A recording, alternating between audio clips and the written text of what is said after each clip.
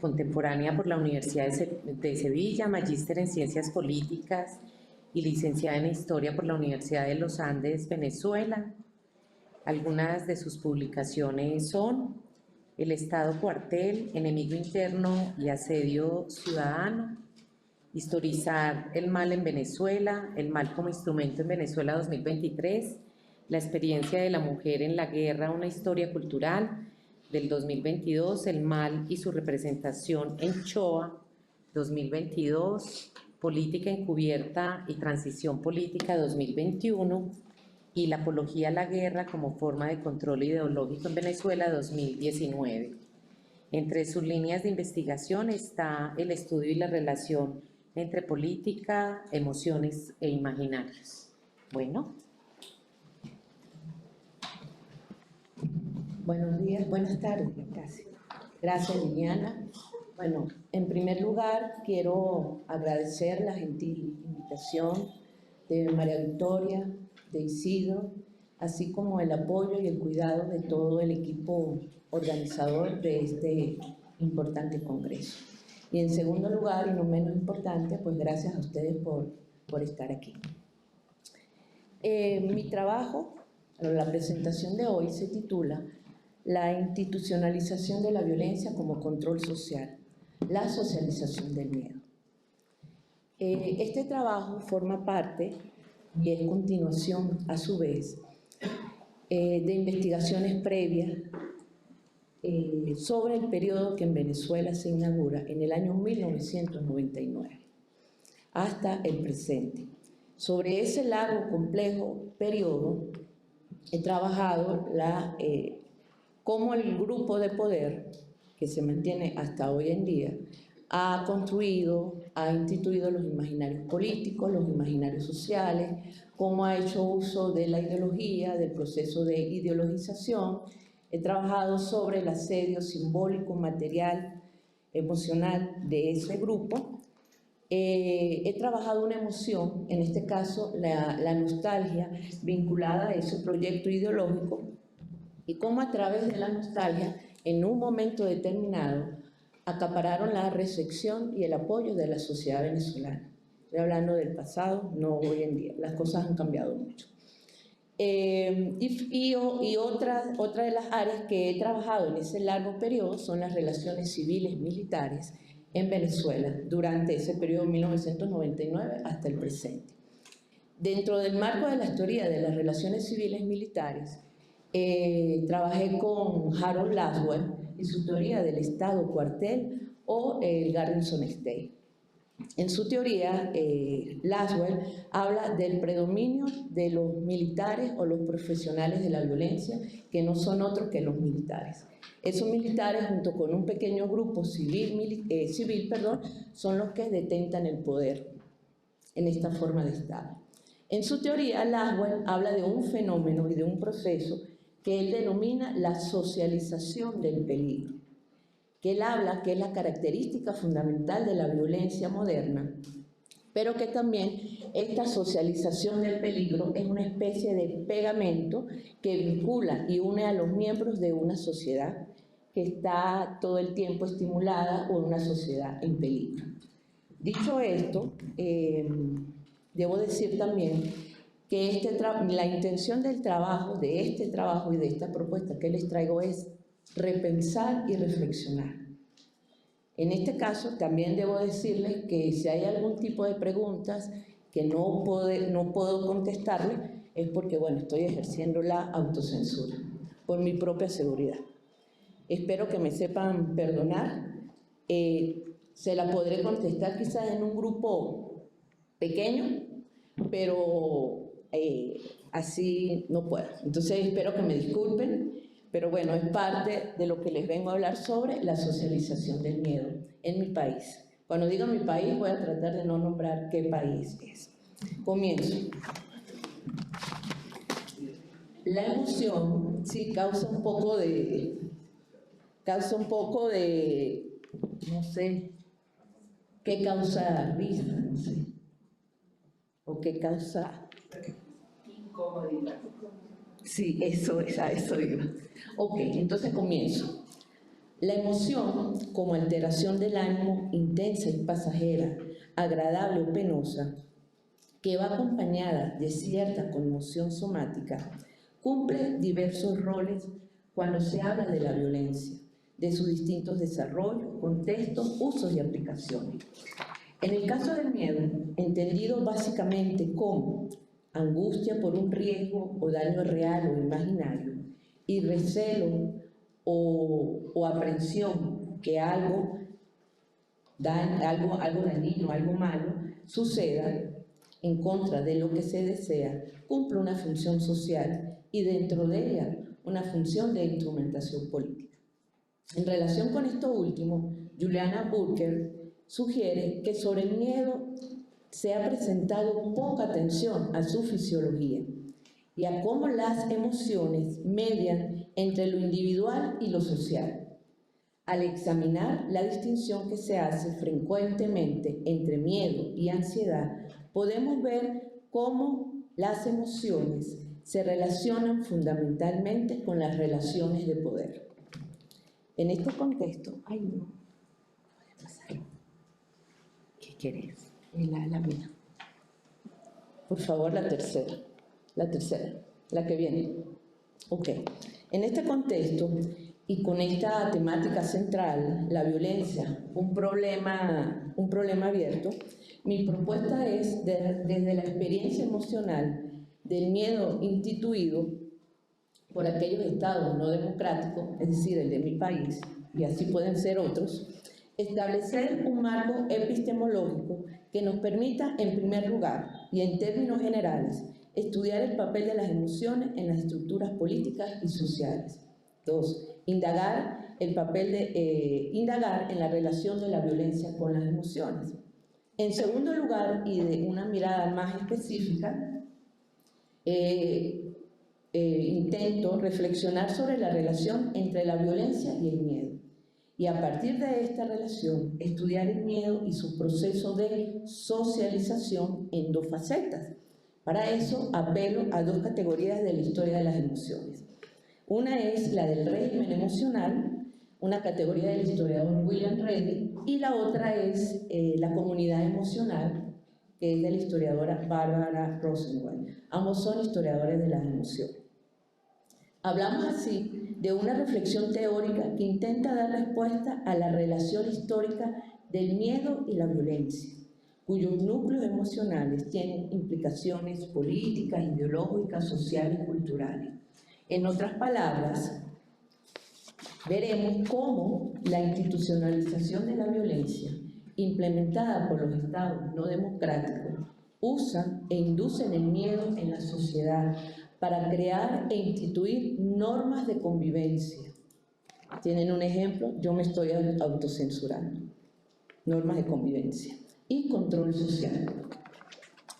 Ahora bien, por favor pasa a la primera, a la segunda. Ajá, a la segunda. Como tuve que resumir la presentación, yo escogí estas palabras de Wittgenstein que dice: el mundo del hombre feliz es distinto del mundo del hombre desgraciado. Esto como una manera de distinguir a un individuo que vive en democracia, no en una democracia perfecta, una democracia perfectible, de unos individuos que no vivimos en democracia, para dejar claro eso.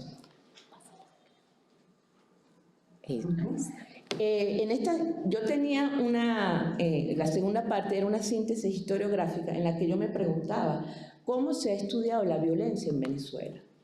Más que enumerar textos desde la historia, la sociología, me interesaba hacer una revisión temática de cuál es el tema central o el asunto central de la historia del tema de la violencia en Venezuela. Y efectivamente la temática es la violencia política, la violencia de Estado, la violencia asociada a la criminalidad y la violencia social. No obstante, todas esas obras, si quieres la pasas, todas esas obras coinciden en algo, que es en la intencionalidad de la violencia y la intención de la violencia, que son dos cosas distintas. La intencionalidad está influenciada específicamente por el proceso de ideologización, que me hubiese gustado aquí dedicarle mucho más tiempo a esto. Este proceso de ideologización hace que no solamente hace una representación mental de la realidad, sino que yo identifique al sujeto o al objeto al que va a ser destinado la violencia. En ese estado yo ya hago el acto mental o el acto físico de la violencia como tal. Entonces, acudí a las fuentes literarias, en este caso, porque estas fuentes o los escritores que presentaba, solamente vamos a poner uno solo, fueron objetos de violencia de Estado, porque estuvieron en la cárcel, fueron presos políticos. En el caso de Puros Hombres, del año 1938, de Antonio Arraiz, puede verse no solamente la fuerza física, sino la intencionalidad y la intención de la violencia. Pero fíjense las palabras que él usa, porque él está describiendo ahí al torturador, al que lo golpea por oponerse al régimen de Juan Vicente Gómez. Entonces, no solamente nos está describiendo una realidad específica, un ejercicio de la violencia, la materialidad de la violencia, la materialidad de la violencia de Estado, que no es solamente física, es psicológica y es emocional. Porque al fin y al cabo, entre la relación entre el que aplica la violencia y las víctimas, hay una relación de poder emocional. Por eso escogí la categoría de régimen emocional. Todos los proyectos políticos, ideológicos, religiosos tienen un programa emocional, absolutamente todos, y están vinculados con lo que hacemos diariamente, con nuestra vida cotidiana, cómo ejercemos las políticas, cómo hablamos. Entonces, ese régimen emocional me va a permitir a mí hablar de la socialización del miedo, porque voy a hablar de un régimen emocional en que la emoción del miedo es la emoción central y de ella se derivan otras emociones, que es como vivimos en mi país, para no nombrarlo. Y la otra es la comunidad emocional. Insisto, la idea aquí es repensar, reflexionar. Yo no vengo aquí con intereses ideológicos ni con intereses partidistas, no me interesa. A mí lo que me interesa es que pensemos, eso es lo que a mí me interesa y por eso, ¿qué le pasó a mi país? ¿Por qué vivimos con miedo? ¿Por qué yo me estoy autocensurando? ¿Y por qué yo hablo de la socialización del miedo? Okay. Ahora vamos con la institucionalización de la violencia, que ya es la parte que me corresponde. Si quieres, pasa. Ok, no sé si me pongo acá. Esta imagen, de alguna manera, intenta ilustrar lo que es vivir con miedo a la violencia de Estado, con miedo a expresarse, con miedo a no poder poner un estado de WhatsApp, porque te pueden perseguir.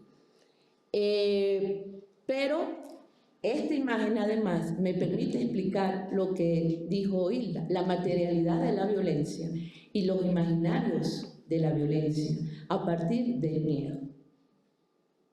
Porque ciertamente el miedo puede ser racional e irracional.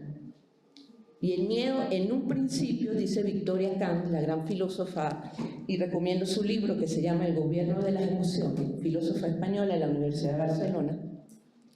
El miedo en un momento se consideró que era solamente la emoción de los ignorantes y de los débiles.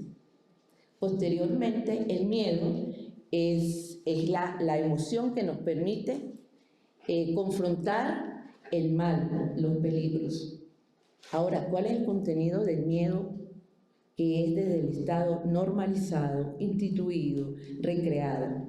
¿Cuál es ese miedo? Entonces, en esta parte me dedico a eso. Voy a leer rapidito. Si tengo que interrumpir, por favor me disculpan, pero saben que tengo 30 minutos. La idea de la institucionalización de la violencia se justifica en el proceso de establecimiento y fundación de una nueva sociedad del Estado. Esto, el proyecto político ideológico en el país lo está haciendo desde 1999.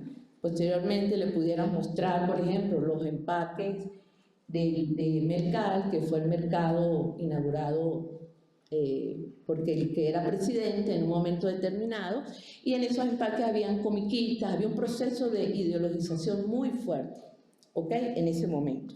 Ahora bien, la naturaleza normativa es el principio básico de la construcción fáctica e imaginaria de los nuevos valores institucionales. A la materialidad de las decisiones políticas estatales expresadas en discursos incendiarios o altamente ideologizados, en la creación de organismos represivos, redes de inteligencia, redes de espionaje, leyes de control y vigilancia, entre otros, se unen las percepciones, las representaciones culturales e ideológicas de estos nuevos valores, es decir, de los imaginarios. Recordemos que en un momento se habló de revolución bolivariana, luego a partir del año 2003 se vinculó lo bolivariano con el socialismo, y en esa misma hay una triada que habla de Cristo, bolivarianismo y socialismo. Y todo eso está justificado en la teoría de pueblo, ejército, se me olvidó el otro.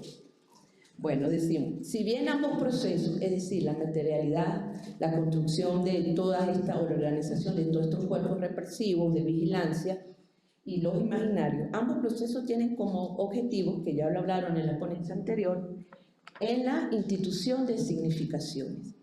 Es la construcción de los imaginarios culturales, en donde debemos reconocer que la actividad productora no solo consiste en crear objetos, sino primordialmente en crear, instituir, dice Cornelius Castoriadis, la significación, el sentido y la función de estos objetos. ¿Okay? De acuerdo con Castoriadis, la institución de la sociedad es institución de las significaciones imaginarias. Todo este proceso se puede resumir en los imaginarios instituyentes, que así lo llamé en un artículo, es decir, el imaginario que este proyecto ideológico logró implantar, establecer en la sociedad, y para de alguna manera borrar con los imaginarios que ya estaban, que es el imaginario instituido. Ahora bien, en esta dinámica social, las representaciones simbólicas, las emociones y las prácticas culturales instauradas por el Estado tienen como objetivo reglamentar la vida en sociedad. No hay otra. En estas dinámicas cambian y se resemantizan las tradiciones, los imaginarios, las ideas de nación y democracia, especialmente al retroalimentarse con las ideologías. La prerrogativa, el nacionalismo, el populismo, la idea de venganza, la venganza que tiene la revolución, los anhelos individuales, colectivos, entre otros. En este proceso, de autoinstitución, la violencia política o la violencia del Estado o la violencia impulsada por el Estado es normalizada, por una parte como principio fáctico e imaginario y por la otra como fundamento básico de la sociedad. Su identificación como problema será complicado cuando llegue a normalizarse. En sociedades altamente politizadas, en regímenes no democráticos o en crisis institucionales, la violencia en cualquiera de sus formas se convertirá en la respuesta y solución a los antagonismos. Cualquier tipo de violencia.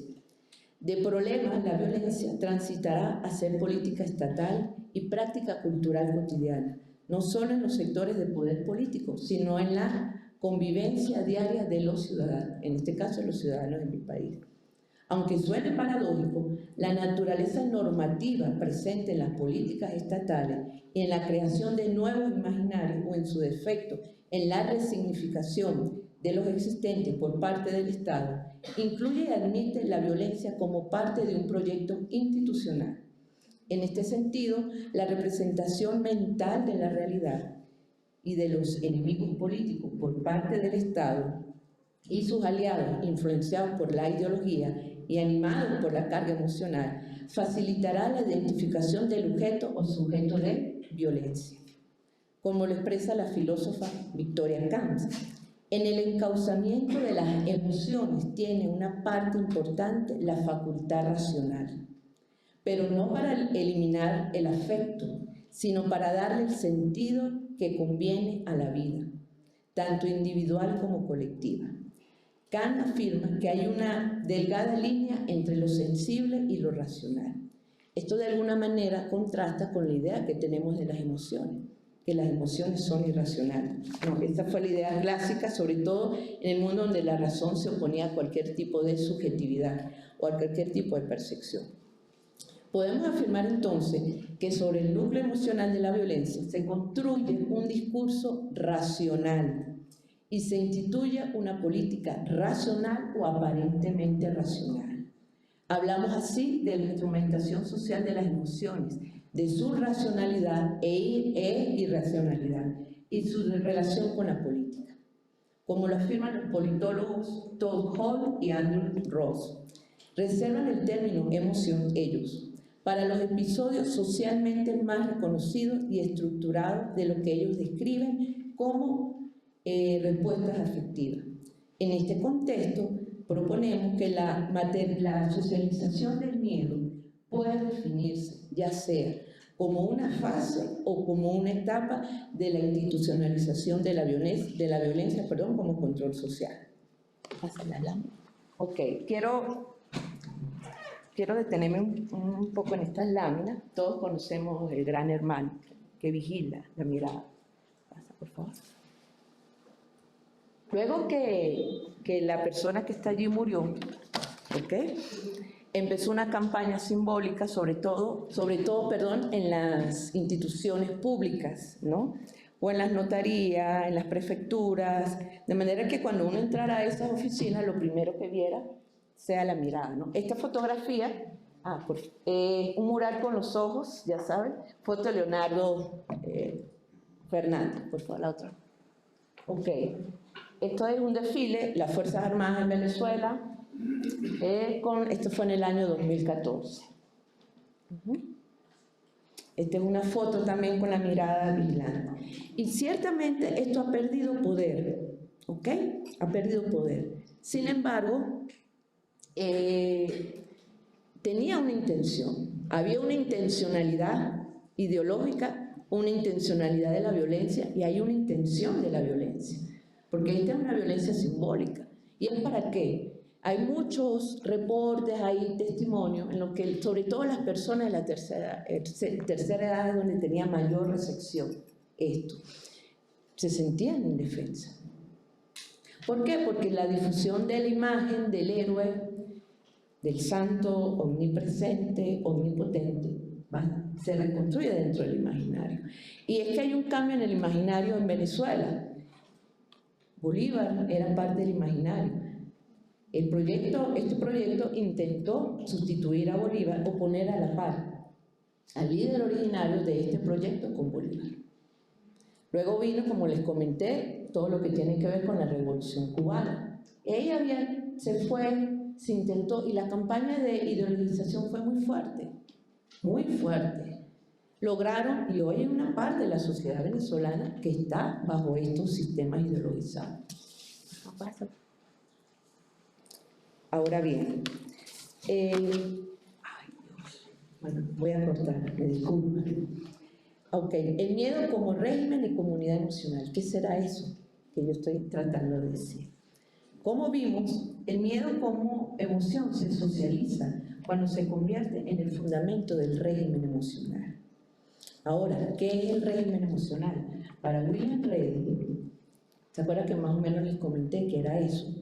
El régimen emocional es el sistema de representaciones, de ritos, de programas, de escenarios en que las emociones tratan de instaurar o implementar un orden. No solamente puede ser el miedo. En el artículo anterior yo hablo del régimen emocional fundamentado en la nostalgia, no en la melancolía, en la nostalgia, que suelen ser sinónimos, pero son cosas distintas. Ahora bien, yo me pregunto, ¿por qué hablamos de la socialización del miedo? Por ejemplo, ¿cómo una de las formas que permiten, será esta, una de las formas que permiten pasar el miedo estatal hacia los ciudadanos? Porque es que la gente que está en el poder también tiene miedo. Y por eso es que aplica la fuerza. Por eso es que reglamenta, hace redes de espionaje, también tienen miedo. Pero ahorita yo no me estoy ocupando de ellos. Ahorita yo me estoy ocupando de la sociedad civil, que vive en el miedo. Ahora bien, fíjense que en este proceso de socialización de emociones nos topamos con diversidad de ellas, con mecanismos conscientes e inconscientes en su proceso de transmisión.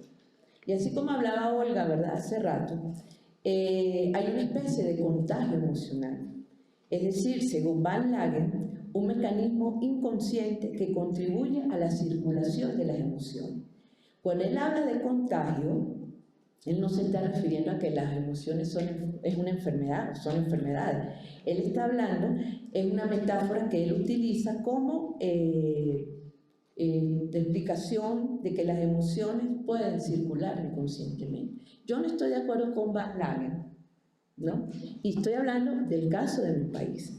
¿Y por qué? Porque en el caso de Venezuela, y lo digo aquí, esta idea de Van Lagen sobre la transferencia no intencional o inconsciente de las emociones, de hecho, son el imperativo para poder pertenecer a una comunidad emocional, completamente ideologizada y con altos niveles de ideologización política. Exige y normaliza el uso de las emociones en el proceso de convencimiento y adoctrinamiento interno y externo. Si yo no comparto las emociones de ese grupo, yo no puedo estar ahí. ¿O sí? Por eso me hago la pregunta. ¿Nos podemos imaginar, por ejemplo, a los líderes de algún régimen autoritario, totalitario, a sus seguidores o simpatizantes, sin el estímulo de las pasiones y las emociones? ¿No? Es la pregunta que me hago. Ahora, ¿cómo se convierte el miedo en una emoción institucionalizada a partir de no solamente de los regímenes emocionales, sino de las comunidades emocionales?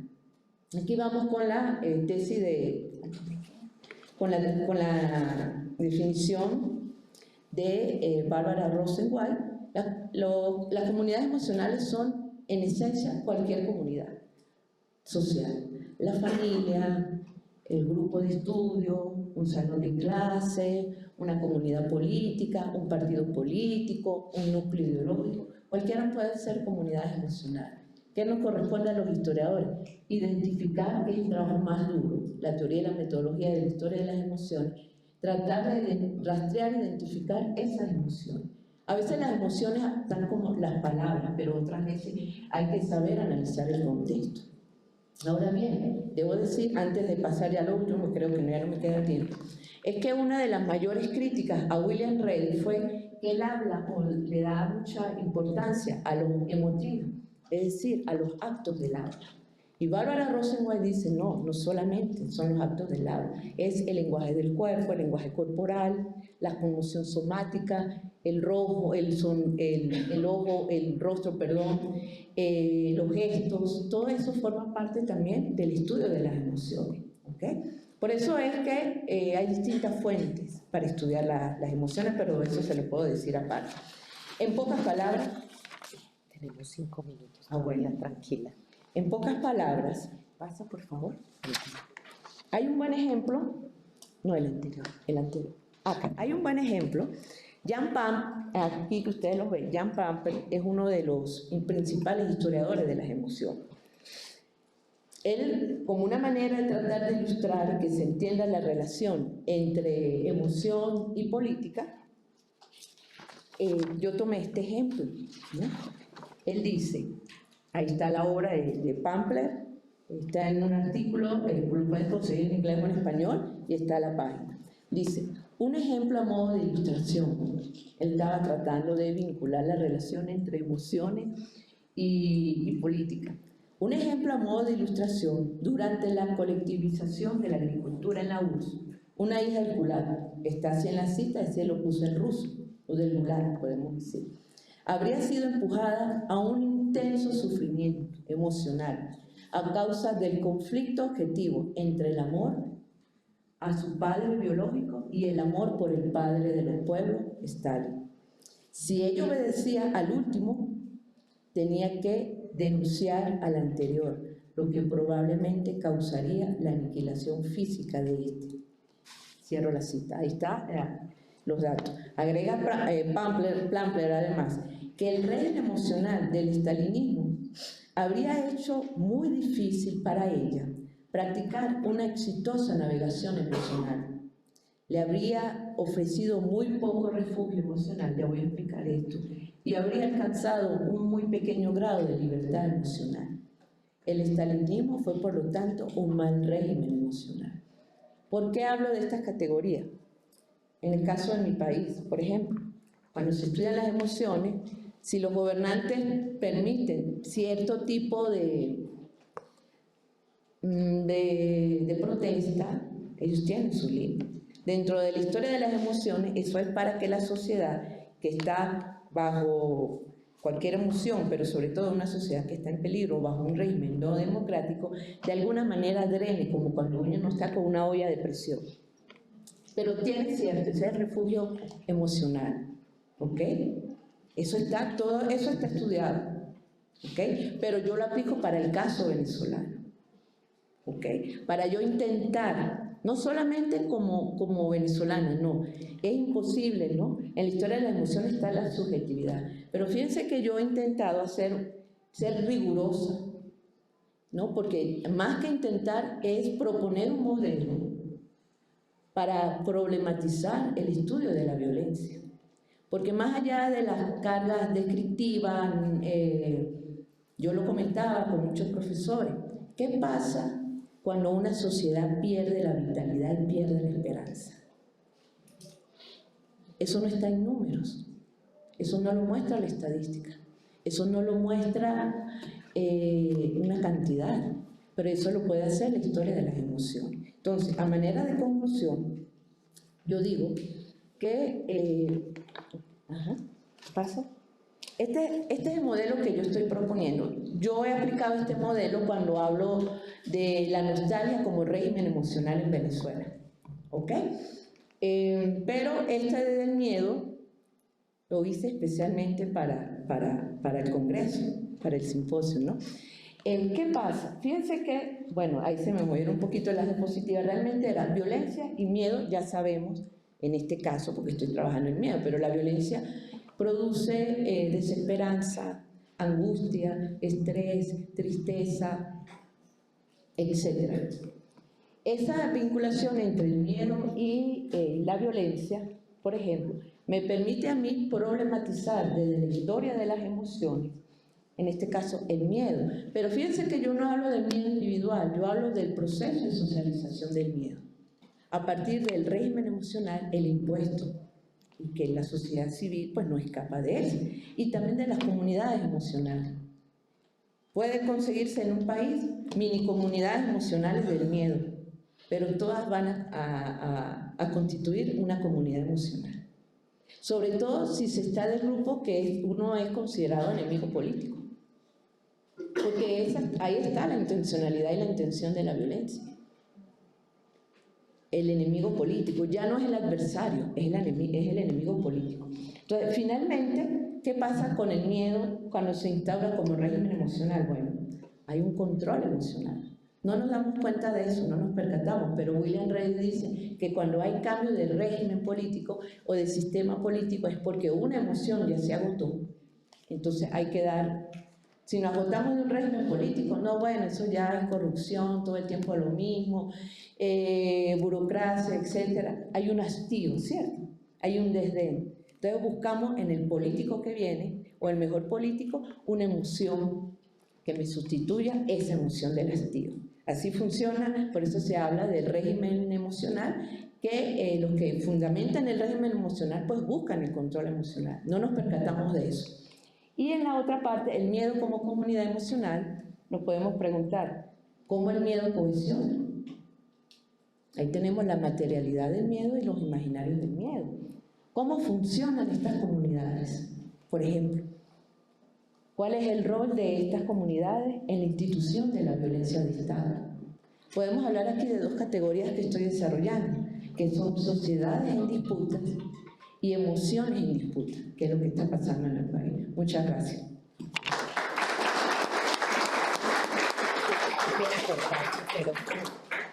Bueno, recogemos todas las preguntas. Vamos a recoger las preguntas y luego la profe las responde en bloque, ¿cierto?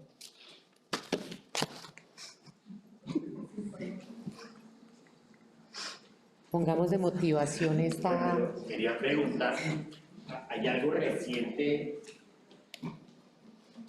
en Venezuela sobre la vida? Me parece, pues me interesaría saber cómo se lee este contexto. José Gregorio Hernández. Ajá. Y la enorme ubicuidad del personaje y su significado. Ok. Gracias, profesor.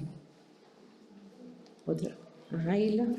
Sí, yo quería saber si puedes decir algo sobre los mecanismos a través de los cuales se construye, o se ha construido, se está construyendo este régimen emocional que da lugar a su vez a los mecanismos concretos que se vinculan sin duda a la vida de la historia. Ok.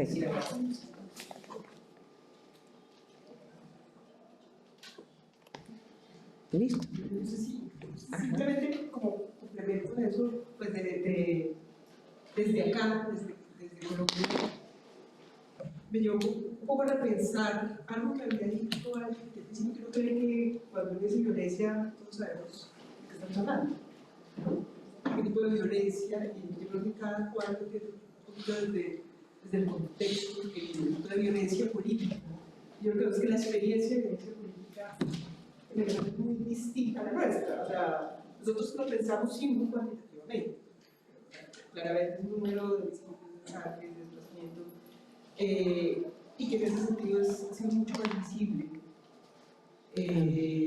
nuestra violencia. Entonces, tipos de política, incluso de la manera en que se da la disputa política. Pensar de pronto que la violencia puede ser casi que más la amenaza de violencia, incluso puede ser más fuerte que la violencia en sí, como el miedo por una violencia.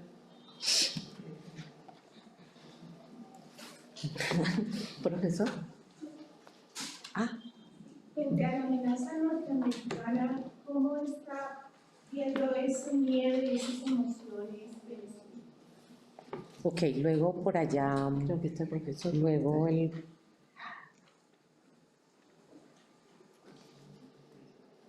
Sí. No, es una aportación haciendo referencia a una película que es The Truman Show, que ahí nos habla de un análisis que hace un sociólogo de los hábitos. Entonces, cómo a través de los hábitos se puede representar y se puede generar ese miedo, y en esa película muestra ese miedo a través de cómo le diagan el miedo de que no puede tomar un barco, de que no puede salir, justamente para que no se salga de ese escenario. Podríamos hacer el civil del Estado, ¿sí? Y son como las fuerzas desde la psiquis hacen que la gente adopte la realidad que se le da. Ok, la última. Gracias. Está el profesor.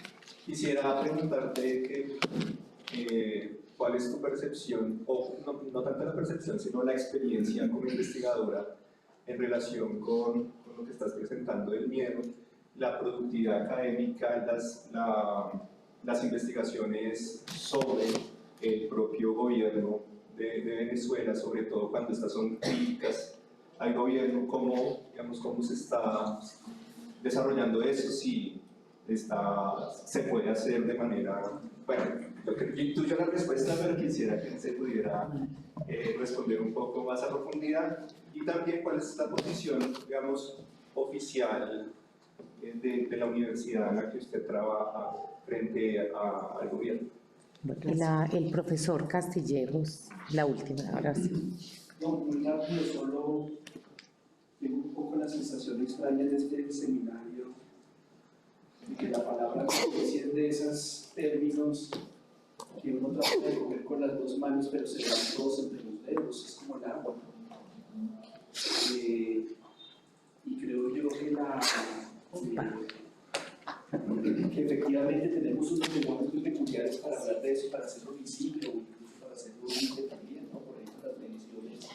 Claro. Todas estas cosas. Y también siento una sensación extraña la ponencia de una cierta mistificación de la palabra democracia y cuya amenaza contra la democracia termina por ser resuelta en función de una militarización de la sociedad y cosas por el estilo, ¿no? Y ahí detrás de eso me parece a mí una especie de dicotomía entre orden y violencia, que tiene unas expresiones peculiares que el Estado, digamos, autoritarios se argumentan. Y me pongo yo a pensar más bien, ¿no?, de hasta qué punto en realidad los estados latinoamericanos están sustentados precisamente, indistintamente si están o no están en democracias, también están sustentados sobre formas de violencia que no son solamente militarizadas y no son solamente armas, sino hay otras maneras de violencia también. Y en eso creo yo que Venezuela no tiene nada particularmente distinto a lo que nos podría haber ocurrido, ¿no? Entonces eso me pongo a pensar si hasta qué punto nuestras lecturas de la violencia siguen sustentadas en esta oposición entre discurso e irracionalidad, Estado y violencia, cuando todavía están tan entretenidos históricamente, que se me hace si unas perspectivas nuevas sobre estos juegos no deberían romper con esas dicotomías, entre otras cosas. Gracias. Ok, tenemos 5 minuticos para responder. Ay, Dios. Bueno, tengo 5 minutos para responder, voy a intentar, si no podemos hacerlo afuera. Bueno, el profesor Carlos me hablaba de la ubicuidad de José Gregorio Hernández en su proceso, que fue un largo proceso de canonización, específicamente porque fue utilizado por los grupos de santería, ¿no? Fue ese el principal motivo. Pero en el caso de, hay una lucha y hay una especie de disputa emocional también, ¿no?, pero política también. El gobierno ha intentado, o bueno, como parte gobernante, ha agilizado todos los procesos que tienen que ver con el protocolo, con el lugar, con el financiamiento de todas, por ejemplo, de todo el proceso como tal. Pero del otro lado está la gente que cree en él, indistintamente sea o no partidaria del gobierno. Entonces, hay una disputa allí, hasta en eso, hay una disputa emocional y uno lo puede ver no solamente en la poca prensa que puede escribirse, especialmente son sitios web desde fuera, pero hay una disputa emocional sobre eso, porque bueno, tiene que ver con, no puedo de alguna manera asistir al evento que está organizado por el gobierno, así sea José Gregorio Hernández. Entonces se han establecido incluso algunas otras reuniones no oficiales, pero para poder conmemorar pues este proceso de canonización, ¿no?, sobre todo de José Gregorio Hernández. Bueno, que me hicieron muchas preguntas, sobre los mecanismos de la violencia. Bueno, desde 1999 el gobierno implementó lo que tiene que ver con la institucionalización de la represión y de la vigilancia. Tenemos los círculos bolivarianos, tenemos los grupos Tupamaros, tenemos los grupos de choque, tenemos el grupo del 23 de enero, materialidad de la violencia. ¿Qué tipo de violencia? Bueno, represión.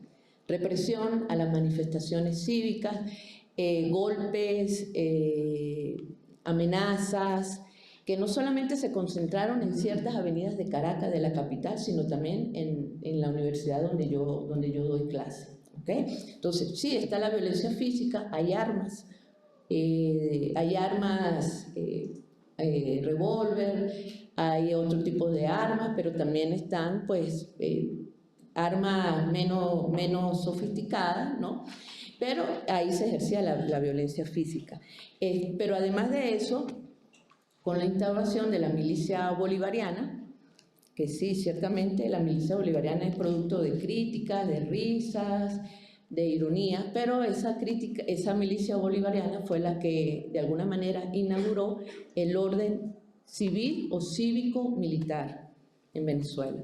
Uno puede ver que